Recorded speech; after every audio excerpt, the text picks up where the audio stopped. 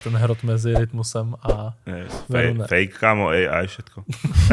Tak a přišlo mi docela, to asi bylo real, ne? Jako, Bylo to real. Bylo to akože fakt také, že zo začiatku sranda, pak také mierne nepríjemnejšie a pak už to bolo fakt, že nezastaviteľné, že mali sme tam vlastne súťažiaceho a Veruna mu furt hovorila, že ohodnoť proste ho toto a on furt, Veruna, čo ty máš za školu, alebo vieš nejaké pičminy. Ona, že ale nejsme tady kvôli mne, sme tady proste dneska kvôli nemu, takže povedz mu svoj názor a on proste furt niečo na ňu. Oni si vlastne podali ruky a on potom, čo jej podal ruku, ešte tak akoby neprišlo mi to úplne ako také chlapské podanie ruky, víš čo?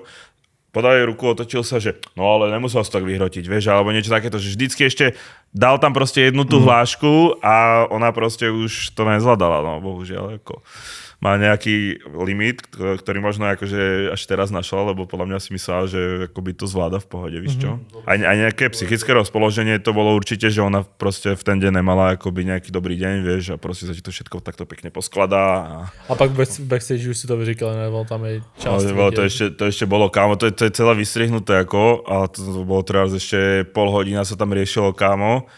Lebo ona mu furt hovorila, že to prehnal, on furt hovoril, že jak a proste nevedeli sa akoby zhodnúť a potom vlastne vždycky, keď už sa objali, podali si ruku, tak on proste, miesto toho, aby odišiel, tak vždycky povedal, že no nemusel si to tak vyhrotiť, alebo proste niečo, vieš, vždycky ešte niečo povedal a ona proste ešte sa znova naštartovala. Hej, no a proste sa to lúpovalo, až nakoniec proste došiel ten Krištof a išiel za tým Rytmusom, ja som zrovna vedľa nich stál a oni sa tam proste bavili, že